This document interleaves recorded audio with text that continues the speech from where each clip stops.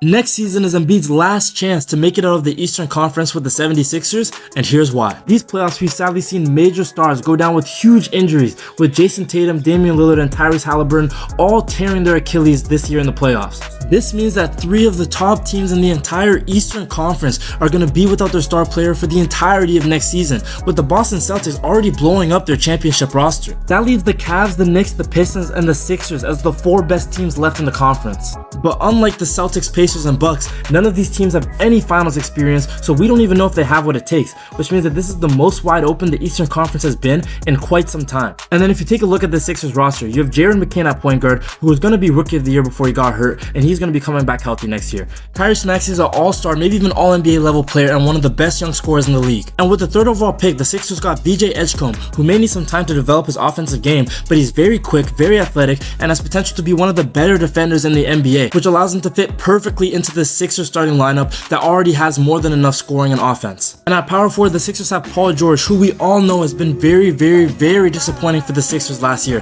But considering how dramatic of a drop-off it was for Paul George, who's been consistent his whole career, I seriously think it was just a 1-year slump and he'll get right back into the groove of things next season. And then you have guys like Kelly Oubre and Quentin Grimes, who can give you 20 points off the bench on any given night. So what is it that is holding the Sixers back? Well, the answer is Joel Embiid. We all know that when he plays, he's an MVP level player, one of the top 5 players in the league, and probably the most dominant scorer in the entire NBA. But the problem is he is never healthy, and come playoff time, his body always breaks down, and he can't perform like that when it truly matters. But with half the Eastern stars being down for next season, and Embiid having all of last year to rest up and get his body right, I think this is a good chance for the Sixers to give him one last try to lead this team to the NBA Finals before they consider trading him. The East is wide open, Embiid. It's time for you to take advantage. Thank you guys for liking this video. Please like and comment down below whether you think the Sixers are going to make the finals next year and what moves do they need to make in the offseason in order to seriously contend for a championship.